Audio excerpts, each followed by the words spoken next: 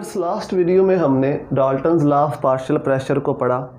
हमने total pressure का formula drive किया और इंडिविजुअल गैस के पार्शियल प्रेशर के लिए फार्मूला ड्राइव किया। अब इस वीडियो के अंदर हम डाल्टन्स लॉ की जो 2-3 क्वेश्चन है, एक एग्जांपल है, एक इसका क्वेश्चन है एक्सरसाइज के अंदर, उसको सॉल्व करेंगे और साथ में हम डाल्टन्स लॉ की एप्लीकेशन को भी इसी के अंदर स्टडी करेंगे।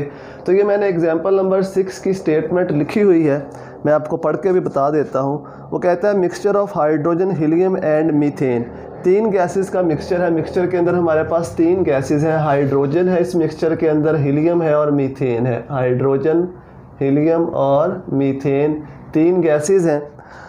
Occupies volume of 13 decimetre cube, इतना वॉल्यूम ऑक्यूपाई करती हैं। एट टेम्परेचर दिया हुआ है 37 डिग्री सेल्सियस। टोटल प्रेशर दिया हुआ है 1 atm। Mass of hydrogen and helium, hydrogen और हीलियम का मास रिस्पेक्टिवली दिया हुआ है 0.8 ग्राम, 0.12 ग्राम। वो कहता है calculate partial pressure of each gas in torr. इन तीनों गैसेस का हमने पार्शियल प्रेशर फाइंड करना है टॉर के अंदर, टॉर यूनिट के अंदर फाइंड करना है। तो पार्शियल प्रेशर का लास्ट वीडियो में हमने फार्मूला पढ़ा था, वो मैं फिर दोबारा यहाँ पे लिख देता हूँ। जो फार्मूले हमने ड्राइव किए थे, 3 फार्मूले थे। टोटल प्रेशर के लिए था pressure total into volume, moles total into RT. ये टोटल प्रेशर अगर फाइंड करना हो तो इस फार्मूले से, या टोटल मोल्स फाइंड करने हो तब भी इस फार्मूले से हम कर सकते हैं। और अगर हमने इंडिविजुअल गैस का पार्शियल प्रेशर, किसी भी गैस का पार्शियल प्रेशर फाइंड करना हो तो moles of that gas over total moles multiplied by total pressure.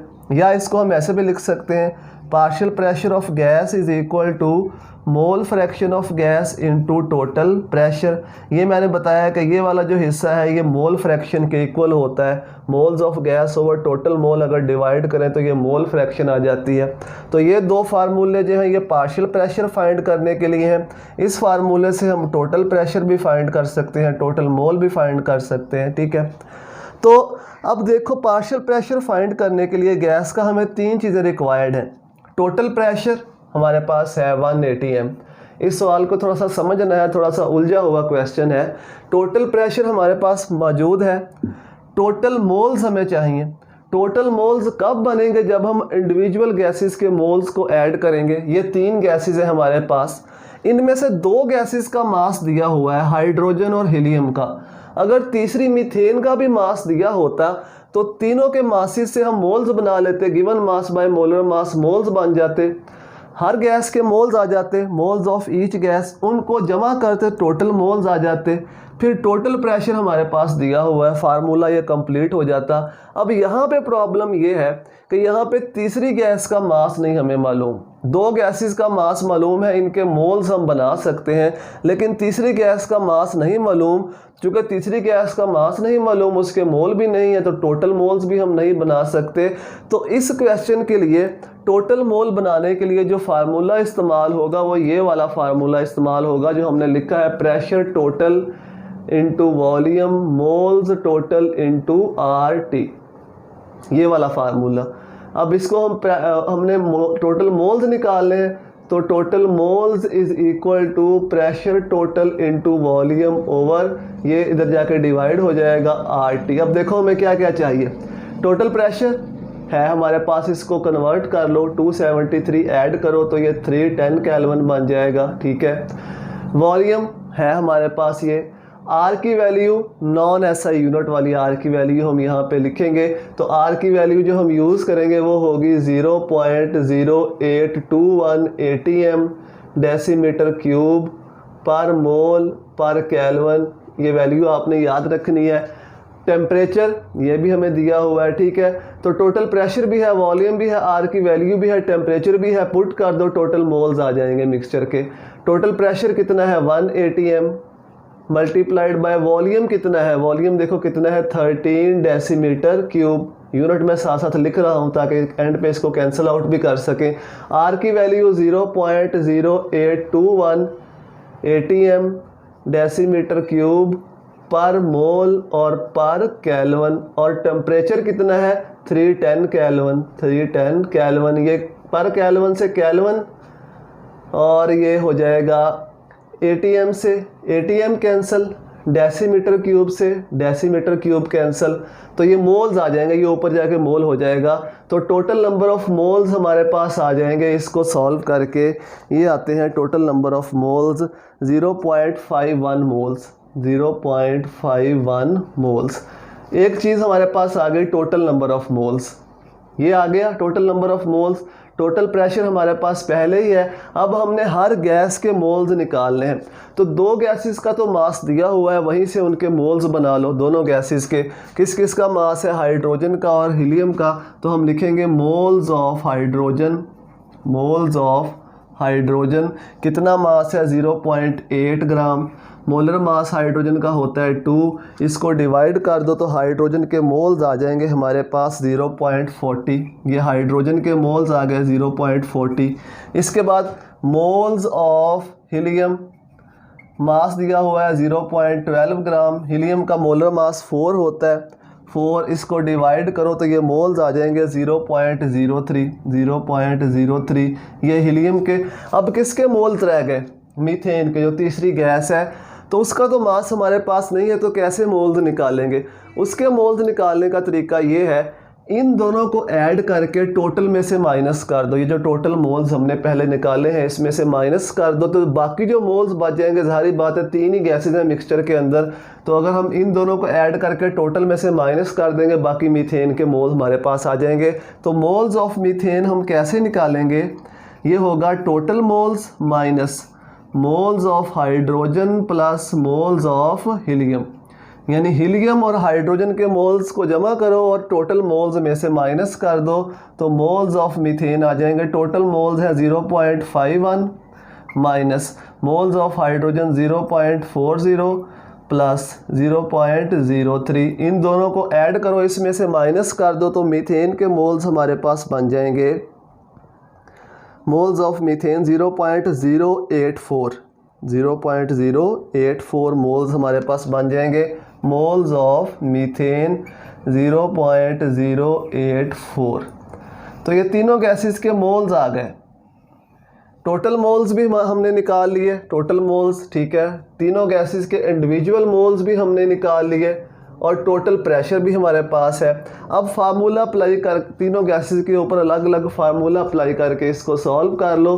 पहले हम अप्लाई करते हैं हाइड्रोजन के लिए। Partial pressure of hydrogen is equal two moles of hydrogen over total moles multiplied by total pressure. तो देखो कितने मोल्स हैं हाइड्रोजन के? 0.40। टोटल मोल्स कितने हैं? 0.51। टोटल प्रेशर कितना है? 1 atm। टोटल प्रेशर कितना है? 1 atm। ये हाइड्रोजन के मोल, ये total mole, total pressure 1 atm। तो इसको सॉल्व करेंगे तो ये हमारे पास आ जाएगा 0.776 atm, 0.776 atm। क्योंकि यहाँ पे जो टोटल प्रेशर है वो किन यूनिट्स में है? atm के अंदर। तो आंसर भी atm के अंदर आएगा, लेकिन यूनिट हमें टॉर चाहिए। प्रेशर हमें किन यूनिट्स में चाहिए? टॉर के अंदर। तो इसको 760 से मल्टीप्लाई कर दो तो ये टॉर में कन्वर्ट हो जाएगा। ये बनते हैं 589.76 टॉर। तो ये आ गया हमारे पास पार्शियल प्रेशर ऑफ हाइड्रोजन। इसी तरह से पार्शियल प्रेशर ऑफ हीलियम निकाल लो। हीलियम के कितने मोल्स हैं? 0.03। टोटल मोल्स कितने हैं? 0.51 मल्टीप्लाइड बाय टोटल प्रेशर कितना है? 1 atm। इसको मल्टीप्लाई कर दो तो ये आंसर आ जाएगा हमारे पास atm के अंदर 0.058 atm। अब atm को टॉर में कन्वर्ट करना है तो 0.05 atm मल्टीप्लाइड बाय 760, तो ये टॉर में कन्वर्ट हो जाएगा। टॉर में कन्वर्ट होकर ये आंसर आएगा 44.08 टॉर। इस तरह से थर्ड गैस हमारे पास कौन सी है? मीथेन। तो मीथेन के partial pressure of methane is equal to कितने मोल्स हैं? 0.084 over total 0.51, total pressure 1 atm। Initial answer निकाल लो कितना बनता है? ये आंसर बनता है 0.164 atm, 0.164 atm। इसको मल्टीप्लाई कर दो 760 से तो ये हमारे पास टॉर में कन्वर्ट हो जाएगा 124.64 टॉर। तो इस तरीके से इस क्वेश्चन को थोड़ा सॉल्व करेंगे। थोड़ा लेंथी क्वेश्चन है लेकिन इसको समझ के करना है। अगर आप इसको समझ के सॉल्व करोगे तो ये बहुत आसान लगेगा आपको। आपने सिर्फ ये ख्याल रखना है कि आपको दो गैसेस का मास दिया हुआ है, तीसरी गैस का मास नहीं दिया हुआ। अगर तो तीसरी गैस का दिया होता, तीनों के मोल्स बनाते, उनको जमा करते, टोटल मोल्स बन जाते, तो फार्मूला हमारे पास कंप्लीट हो जाता। अब चूंकि तीसरी गैस का मास नहीं है तो टोटल मोल्स मालूम करने के लिए हम ये वाला फार्मूला अप्लाई करेंगे। टोटल मोल्स निकाल लेंगे, फिर इन दोनों गैसेस के मासेस को मोल्स में कन्वर्ट कर लेंगे, हाइड्रोजन और हीलियम के। मीथेन के मोल्स निकालने के लिए इन दोनों को जमा करो, टोटल में से माइनस कर दो, मीथेन के मोल आ जाएंगे और एंड पे फार्मूला अप्लाई करो और तीनों गैसेस का पार्शियल प्रेशर कैलकुलेट कर लो। चलिए आप एक क्वेश्चन है एक्सरसाइज के अंदर, उसको भी सॉल्व कर लेते हैं। एक्सरसाइज में क्वेश्चन नंबर 20 स्टेटमेंट है उसकी, what pressure exerted by mixture, यानी टोटल प्रेशर हमें मिक्सचर का फाइंड करना है of 2 gram of hydrogen and 8 gram of nitrogen. दो गैसेस का मिक्सचर है, हाइड्रोजन प्लस नाइट्रोजन। हाइड्रोजन के 2 ग्राम है, नाइट्रोजन के 8 ग्राम है। टेम्परेचर 273 केल्विन है और वॉल्यूम दिया हुआ है फ्लास्क का 10 डेसीमीटर क्यूब। तो टोटल प्रेशर हमने फाइंड करना है। सिंपल सीधा फार्मूला डाल्टन्स लॉ का, टोटल प्रेशर फाइंड करने के लिए pressure total into volume moles total into RT, ये फार्मूला हम अप्लाई करेंगे। अब वॉल्यूम को इधर ले आओ, pressure total into NT/RT over volume. अब देखो हमें इस फार्मूला को कंप्लीट करने के लिए क्या क्या चाहिए। वॉल्यूम है हमारे पास, टोटल मोल्स हम अभी निकाल लेंगे। R की value non SI unit 0.0821 ATM decimetre cube पर मोल और पर केल्विन, ठीक है। और टेम्परेचर भी दिया हुआ है 273 केल्विन, पहले ही केल्विन में है तो इसको कन्वर्ट करने की ज़रूरत नहीं है। तो हमने टोटल मोल्स निकाल लेने हैं। पहले इन गैसेस के मोल्स बनाओ, उनको ऐड करो, वो टोटल मोल्स में कन्वर्ट हो जाएगा। Moles of hydrogen given mass 2, molar mass भी इसका 2 होता है, 1 मोल आ जाएगा हाइड्रोजन का। इस तरह से moles of nitrogen given mass 8, molar mass इसका 28 होता है। इसको सॉल्व कर लो तो ये आ जाएगा 0.286, ये मोल्स आ गए नाइट्रोजन के। अब इन दोनों को ऐड करो, टोटल मोल्स आ जाएंगे। टोटल मोल्स 1 प्लस 0.286, तो ये आ जाएगा 1.286। ये टोटल नंबर ऑफ मोल्स आ गए हमारे पास। टोटल मोल्स आ गए, टोटल मोल्स भी आ गए, R की वैल्यू भी आ गई, टेम्परेचर भी है, वॉल्यूम भी है। तो अब फार्मूला में वैल्यूज़ पुट करो और इसका आंसर निकाल लो। तो वैल्यूज़ हम पुट करेंगे। टोटल नंबर ऑफ मोल्स कितने हैं जी, pressure total number of moles 1.286 mole, unit में साथ लिखूँगा, ठीक है। मैं R की वैल्यू 0.0821 ATM डेसीमीटर क्यूब पर मोल पर केल्विन, ये R की वैल्यू। टेम्परेचर कितना है 273 केल्विन ओवर वॉल्यूम कितना है 10 डेसीमीटर क्यूब।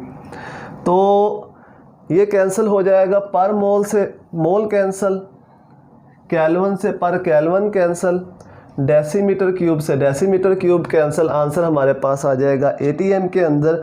तो टोटल प्रेशर बनता है 2.88 ATM, 2.88 ATM। तो यही दो क्वेश्चंस थे जो Dalton's law of partial pressure से रिलेटेड थे। वो दोनों क्वेश्चंस मैंने आपको करवा दिए, एक एग्जाम्पल थी और एक ये एक्सरसाइज के अंदर ये वाला क्वेश्चन था।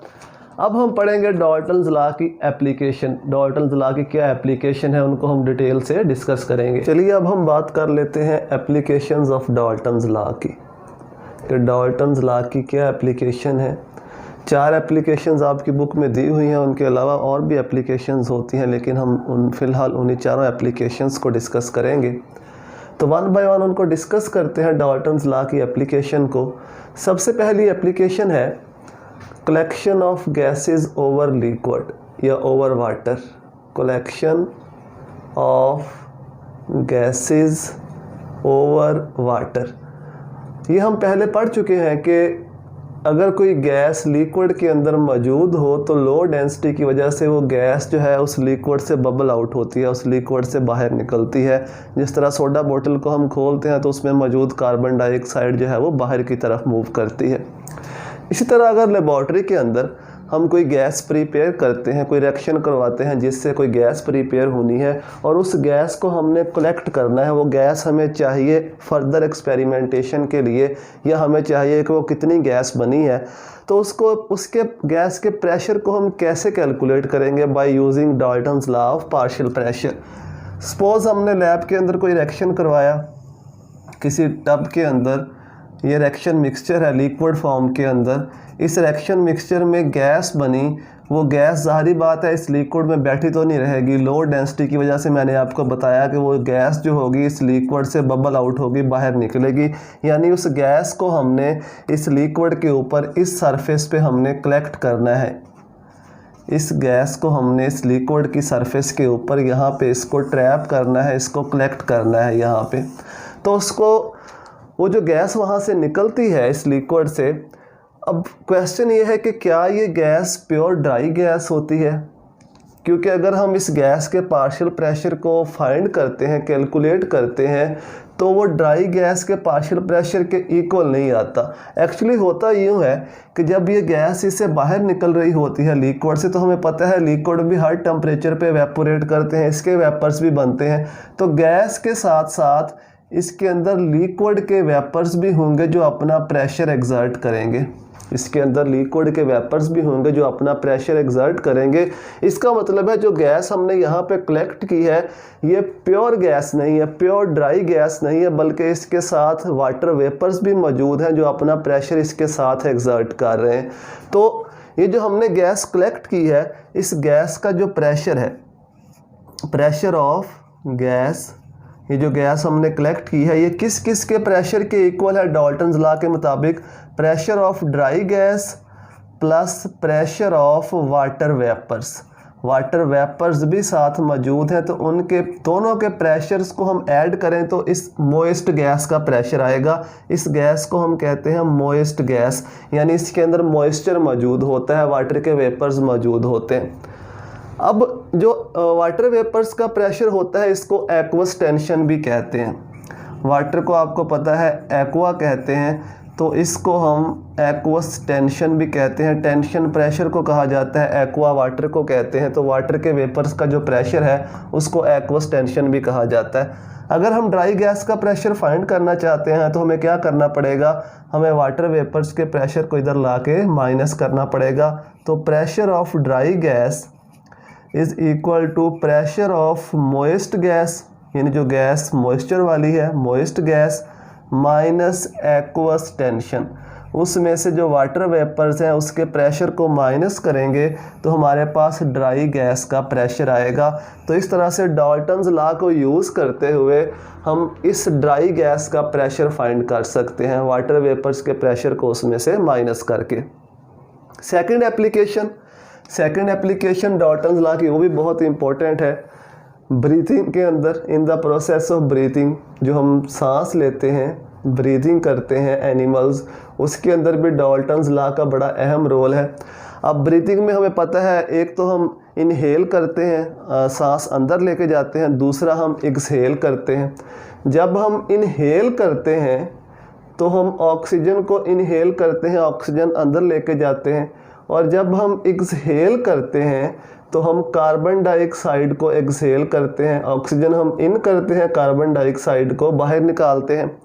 अब ये जो गैसेस की मूवमेंट है ये पार्शियल प्रेशर के डिफरेंस की वजह से होती है। ये बात हम बार बार कर चुके हैं कि गैसेस हमेशा हाई प्रेशर से मूव करती हैं लो प्रेशर की तरफ। जिस तरह गैस का सिलेंडर है या टायर वगैरह है, अगर उसमें कोई सुराख हो जाए, पंक्चर हो जाए टायर, तो उसमें से गैस जो है वो हाई प्रेशर से लो प्रेशर की तरफ मूव करती है। सेम बिल्कुल यही इस्तेमाल होता है यहाँ पे हमारी ब्रीथिंग के लिए। जो ऑक्सीजन का पार्शियल प्रेशर है एटमॉस्फेयर के अंदर, ऑक्सीजन का पार्शियल प्रेशर एटमॉस्फेयर के अंदर वो है 159 टॉर ऑक्सीजन का partial pressure of oxygen 159 torr, कहाँ पे, एटमॉस्फेयर के अंदर, हवा के अंदर इसका इतना पार्शियल प्रेशर है। लेकिन partial pressure of oxygen 116 torr है हमारे लंग्स के अंदर, हमारे फेफड़ों के अंदर जो ऑक्सीजन का प्रेशर है वो कितना है, वो 116 टॉर है। तो कहाँ पे प्रेशर ज़्यादा है, हवा के अंदर प्रेशर ज़्यादा है, हमारे फेफड़ों में प्रेशर कम है। और गैसेस की मूवमेंट का रूल क्या है, from high pressure to low pressure. तो गैस यहाँ से एटमॉस्फेयर से मूव करेगी हमारे लंग्स की तरफ, हाई प्रेशर से लो प्रेशर की तरफ। इसीलिए जब हम इनहेल करते हैं तो ऑक्सीजन को हम इनहेल कर सकते हैं। कार्बन डाइऑक्साइड इसके ऑपोजिट होता है। कार्बन डाइऑक्साइड का जो प्रेशर है वो हमारी बॉडी में ज़्यादा होता है, लेकिन जो एटमॉस्फेयर है वहाँ पे कार्बन डाइऑक्साइड का पार्शियल प्रेशर कम है। तो जब हम एक्सहेल करते हैं तो कार्बन डाइऑक्साइड जो है वो ऑपोजिट डायरेक्शन में मूव करती है। तो इस मैकेनिज़्म के थ्रू, ये पार्शियल प्रेशर के डिफरेंस की वजह से हम जो गैसेस हैं उनको इनहेल और एक्सहेल करते हैं। थर्ड एप्लीकेशन है इसकी, at higher altitudes. Higher altitudes, at higher altitudes मतलब जब हम बुलंदी पे जाते हैं, ज़्यादा बुलंदी पे जाते हैं तो उससे क्या इफ़ेक्ट होता है। जो पायलट्स वगैरह ज़्यादा बुलंदी पे जहाज़ उड़ाते हैं तो उसका क्या इफ़ेक्ट होता है। देखो, हम जो नॉर्मल ब्रीथिंग कर सकते हैं वो इस ऑक्सीजन के इस प्रेशर पे या इसके राउंड अबाउट, इससे थोड़ा ऊपर इससे थोड़ा नीचे हम नॉर्मल ब्रीथिंग कर सकते हैं। अगर तो ऑक्सीजन का प्रेशर बहुत ज़्यादा बढ़ जाएगा तब भी नॉर्मल ब्रीथिंग नहीं होगी, ऑक्सीजन की टॉक्सिसिटी हो जाएगी, ठीक है। अगर ऑक्सीजन का प्रेशर बहुत ज़्यादा कम हो जाएगा, पार्शियल प्रेशर, तब भी हम नॉर्मल ब्रीथिंग नहीं कर सकते। तो हमें पता है कि जब हम सी लेवल से ऊपर की तरफ जाते हैं, ऊपर की तरफ मूव करते हैं तो वहाँ पे गैसेस का प्रेशर कम होना शुरू हो जाता है। हवा के अंदर जो सबसे ज़्यादा गैस है नाइट्रोजन, वो है 78 या 79%, उसके बाद ऑक्सीजन है 21%। तो गैसेस का पार्शियल प्रेशर कम होना शुरू हो जाता है। ज़ाहिर बात है ऊपर की तरफ जाएंगे, बाकी गैसेस का पार्शियल प्रेशर कम होगा तो ऑक्सीजन का प्रेशर भी कम होगा। तो जब पायलट बहुत ज़्यादा बुलंदी के ऊपर जो है वो उड़ाते हैं जहाज़ को, तो वहाँ पे जो उनका प्रेशर, जो केबन है, जिस केबन में वो बैठे होते हैं, वो अनप्रेशराइज्ड हो जाता है। वहाँ पे गैसेस का प्रेशर जो है वो कम हो जाता है। चूँकि गैसेस का प्रेशर कम हो जाता है तो इसलिए उनको इनहेल करने के अंदर या सांस लेने के अंदर दुश्वारी आती है। तो वो कैलकुलेशन करके जाते हैं कि हम इतनी बुलंदी के ऊपर अगर जहाज़ उड़ाएंगे तो वहाँ पे हमें जो नॉर्मल ब्रीथिंग है वो ईज़िली हो सकेगी। और लास्ट और बहुत इसकी इम्पोर्टेंट जो एप्लीकेशन है वो है 4th नंबर पे, सी डाइविंग। सी डाइविंग, जो स्कूबा डाइविंग भी इसे कहते हैं, जो समुंदर के अंदर डाइविंग करते हैं, इसको स्कूबा डाइविंग भी कहा जाता है, स्कूबा डाइविंग। अब आपको पता है कि वाटर के अंदर तो जो हम इंसान है वो ब्रीथिंग नहीं कर सकते, तो हमें साथ में ऑक्सीजन वगैरह को लेके जाना पड़ता है ताकि हम प्रॉपरली जो है वो सांस ले सकें, इनहेल एक्सहेल कर सकें। लेकिन उसके लिए हम डाल्टन्स लॉ को यूज़ करते हुए गैसेस के प्रेशर को मेजर करके लेके जाते हैं कि हम सिलेंडर के अंदर कितनी गैस लेके जाएंगे तो हम नॉर्मल ब्रीथिंग कर सकते हैं, यानी पूरी कैलकुलेशन उसकी की जाती है। अब हवा के अंदर मैंने आपको बताया कि नाइट्रोजन 78% है और ऑक्सीजन 21% है। अगर हम नॉर्मल एयर को सिलेंडर के अंदर भर लेते हैं तो ये कहा जाता है कि जब हम 33 फीट डेप्थ में चले जाते हैं पानी के अंदर, 33 फीट डेप्थ में चले जाएंगे तो प्रेशर जो है वो गैसेस का सिलेंडर के अंदर जो प्रेशर है वो डबल हो जाता है। 30 यानी पानी ऊपर से अपना प्रेशर डाल रहा होता है, उस प्रेशर की वजह से सिलेंडर के अंदर जो गैसेस होती हैं उनका प्रेशर भी डबल हो जाता है। इसका मतलब है कि अगर हम नॉर्मल एयर लेके गए हैं, नाइट्रोजन और ऑक्सीजन का मिक्सचर, तो जो नॉर्मल प्रेशर हम लेके गए हैं, जैसे ही हम 33 फीट डेप्थ में जाएंगे इनका प्रेशर डबल हो जाएगा। और मैंने आपको बताया कि हम नॉर्मल जो ब्रीथिंग कर सकते हैं वो राउंड अबाउट ऑक्सीजन का इतना प्रेशर, थोड़ा ऐसे ज़्यादा हो थोड़ा ऐसे कम हो, तो वहाँ पे हम नॉर्मल ब्रीथिंग कर सकते हैं। तो ये कहा जाता है कि हम अगर नॉर्मल एयर लेके जाते हैं तो मैक्सिमम हम 100 फीट डेप्थ तक जा सकते हैं, 100 फीट डेप्थ तक जा सकते हैं। ऑक्सीजन के लिए तो कहा जाता है कि हम 300 फीट डेप्थ तक जा सकते हैं, लेकिन 100 फीट डेप्थ के बाद जो नाइट्रोजन है उसका पार्शियल प्रेशर इतना बढ़ जाता है, ऊपर पानी का दबाव इतना होता है, पार्शियल प्रेशर इतना बढ़ जाता है कि वो ब्लड के अंदर डिफ्यूज़ होना शुरू हो जाती है। और नाइट्रोजन जो है ये कहते हैं कि ये वीकनेस क्रिएट करती है, ये जो दिमाग के खुलियात हैं उनको अफेक्ट करती है। तो इसलिए नॉर्मल एयर के साथ अगर हम जाएं तो हम मैक्सिमम जो है वो 100 फीट डेप्थ तक जा सकते हैं। उससे ऊपर रहना हो तो नॉर्मल एयर यूज़ की जा सकती है। उससे नीचे अगर जाना हो तो फिर नॉर्मल एयर का जो मिक्सचर है उसको यूज़ नहीं किया जा सकता, क्योंकि अगर हम 100 फीट डेप्थ में चले जाएंगे तो प्रेशर जो है वो 3 टाइम्स इंक्रीज़ हो जाएगा। 3 टाइम्स प्रेशर क्या हो जाएगा? इंक्रीज़ हो जाएगा। जब 3 टाइम प्रेशर इंक्रीज़ होगा तो ऑक्सीजन तो ब्रीथ हम कर सकते हैं, मतलब ऑक्सीजन तो हमें नुकसान नहीं पहुंचाएगी, लेकिन नाइट्रोजन ब्लड के अंदर डिफ्यूज़ होना शुरू हो जाएगी क्योंकि उसका पार्शियल प्रेशर बहुत बढ़ जाएगा। तो इसलिए अगर हमने ज़्यादा डेप्थ में जाना हो तो फिर उसके लिए हम मिक्सचर यूज़ करते हैं 2 गैसेस का। एक हम उसके लिए इनर्ट गैस यूज़ करते हैं हीलियम और साथ में ऑक्सीजन, 80% हीलियम और 20% ऑक्सीजन, ये इसका मिक्सचर यूज़ करते हैं। इनको लेके जाते हैं। हीलियम के बारे में कहा जाता है कि ये इनर्ट होती है, ये हमें नुकसान वगैरह नहीं पहुंचाती, ब्लड के अंदर ज़्यादा डिफ्यूज़ भी नहीं होती। अगर डिफ्यूज़ हो जाए तो इसका कोई एडवर्स रिएक्शन, इसका कोई बुरा इफेक्ट हमारे ऊपर नहीं होता। तो इस रेशो के अंदर इनर्ट गैस को और ऑक्सीजन को मिक्स करके लेके जाते हैं तो फिर तकरीबन वो कहते हैं कि 400 फीट डेप्थ तक जाया जा सकता है। 400 फीट डेप्थ तक जो स्कूबा डाइवर्स हैं वो डाइव कर सकते हैं। तो ये बहुत इंपॉर्टेंट एप्लीकेशन है डाल्टन्स लॉ की स्कूबा डाइविंग के अंदर के गैसेस के पार्शियल प्रेशर को हमने कैसे मेजर करना है डाल्टन्स लॉ को यूज़ करते हुए, और ये कैलकुलेट करना है कि कितनी फीट डेप्थ तक हम डाइव कर सकते हैं गैसेस की कितनी कंसंट्रेशन के साथ। तो यही कुछ बातें थी एप्लीकेशंस ऑफ डाल्टन्स लॉ के बारे में। अगर आपको ये वीडियो हेल्पफुल लगती है दोस्तों के साथ शेयर करें, उनको भी बताएं ताकि वो भी हेल्प ले सकें। दुआ में याद रखिएगा। अल्लाह हाफिज़।